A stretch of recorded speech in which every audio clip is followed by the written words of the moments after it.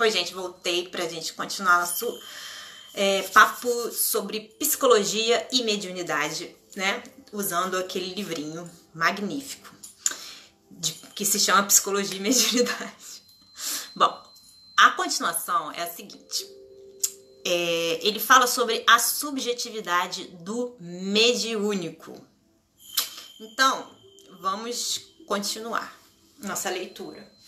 O mediúnico é subjetivo por natureza, pois ocorre pelo inconsciente humano.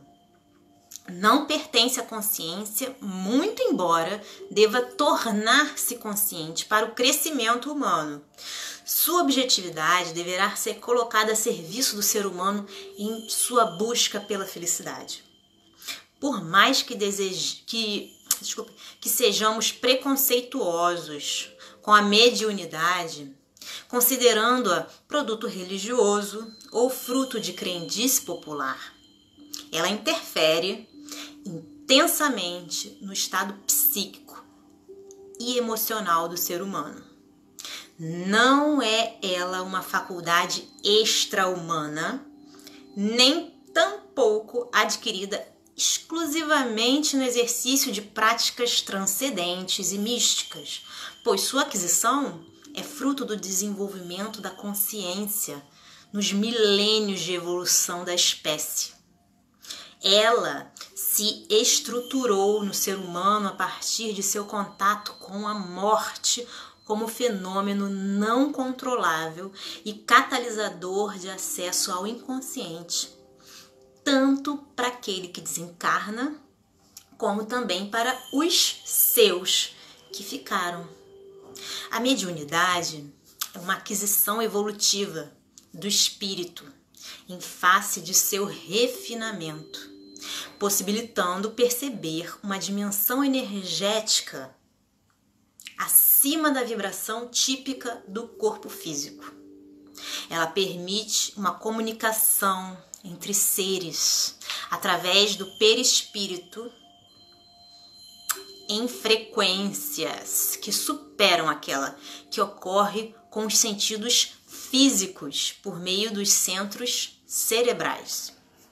Sua percepção pelo ser humano foi possível graças à evolução de seu aparelho cerebral, pois quando este se mostrou maduro e com o córtex desenvolvido, a faculdade tornou-se perceptível.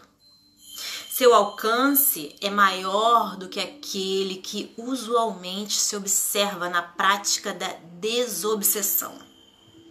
Como se trata de algo adquirido pela evolução do espírito em benefício de seu próprio progresso e felicidade, sua utilidade transcende o auxílio espiritual a desencarnados.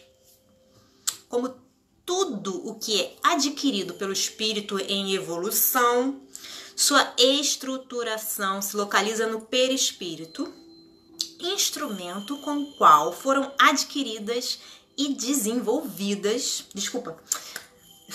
instrumento com o qual o espírito se comunica com o mundo. O seu perispírito é como se fosse o telefone para você se comunicar, ok?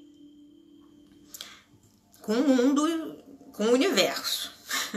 As faculdades humanas foram adquiridas e desenvolvidas no contato do espírito com a matéria, cujo produto resultante, de um lado, foi a constituição do perispírito e do outro, a absorção pelo primeiro do conhecimento das leis de Deus. Quer dizer, você, quando era um espírito bebezinho, nasceu lá aquele espíritozinho, não é o bebê do ventre da mãe, é um espírito neném, nasceu lá, e aí você entrou em contato com a matéria pela primeira vez, foi adquirindo conhecimento através da matéria, porque todo espíritozinho, bebezinho, só pode adquirir conhecimento através da matéria, porque você precisa, para poder entender mais as coisas, você precisa elevar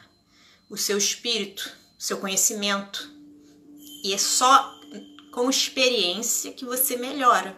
E para vocês começar a ter experiência, você começa de baixo para cima, sempre, em todos os níveis, seja eles quais forem, de qualquer espécie. Então é isso. Nossas faculdades foram adquiridas e desenvolvidas no contato do nosso espírito com a matéria. E essa é a regra que precisa ser feita para qualquer tipo de ser, cujo esse produto, você entrou em contato com a matéria, o produto desse contato foi a constituição do perispírito, que é isso que a gente aparenta aqui, né? O nosso perispírito é a nossa forma. Não é material, reflete na espiritual também.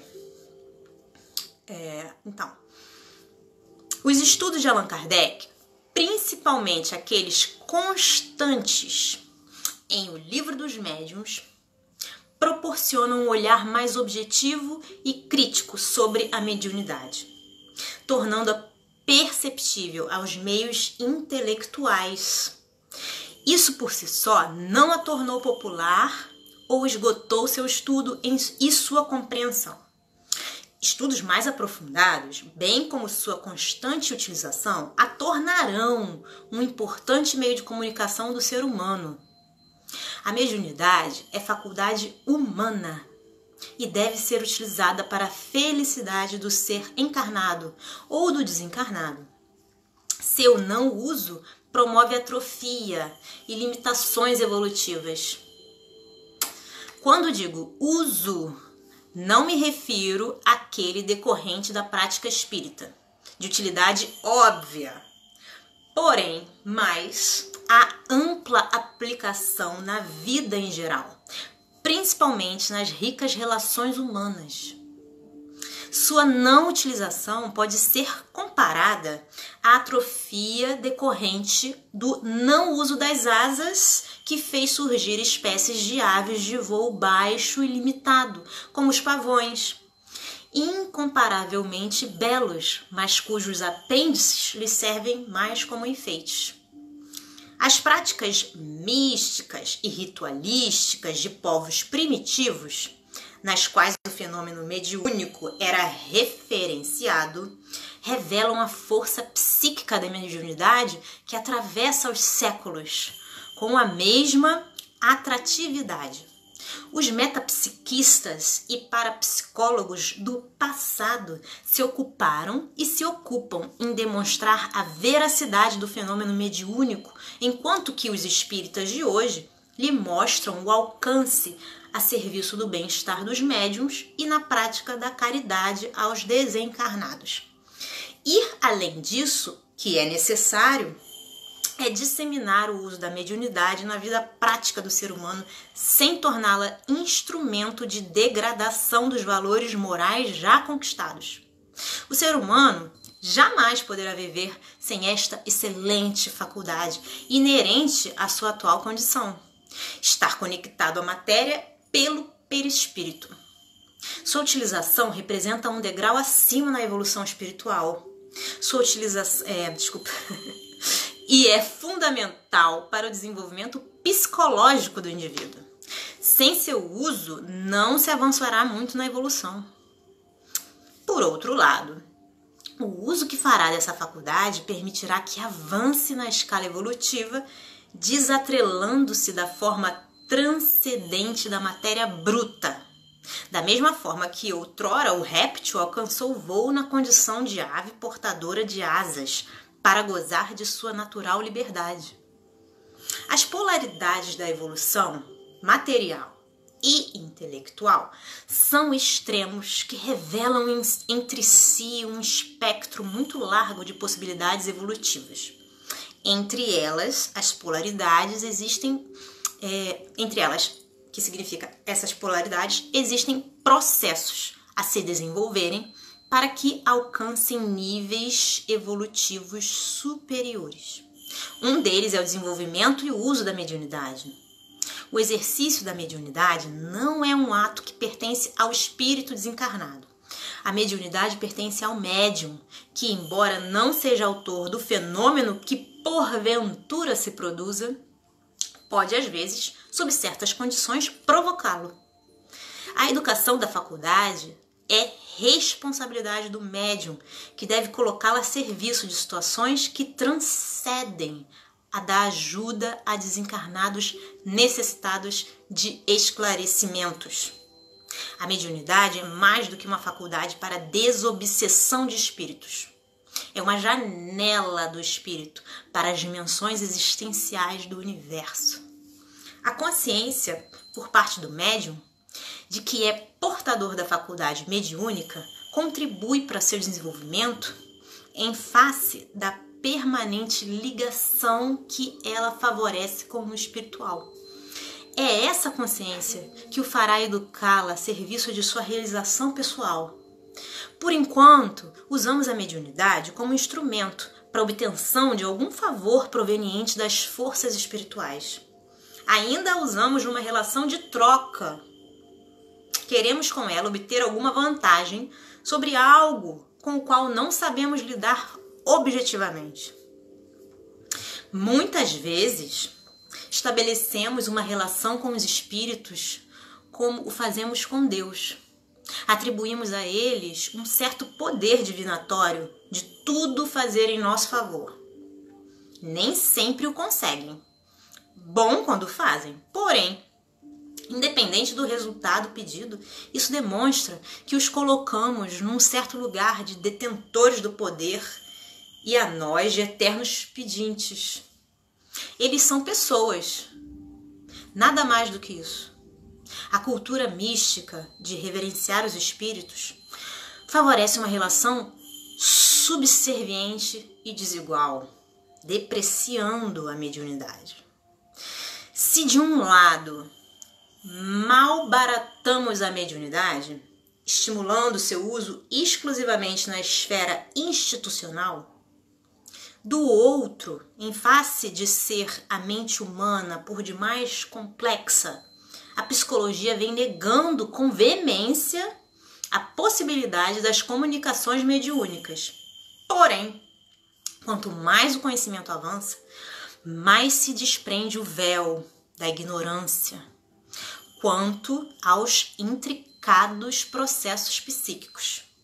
É no estudo do inconsciente e das capacidades intelectivas humanas que se descobrirá a existência do perispírito, sede dos processos psicológicos e mediúnicos do ser humano.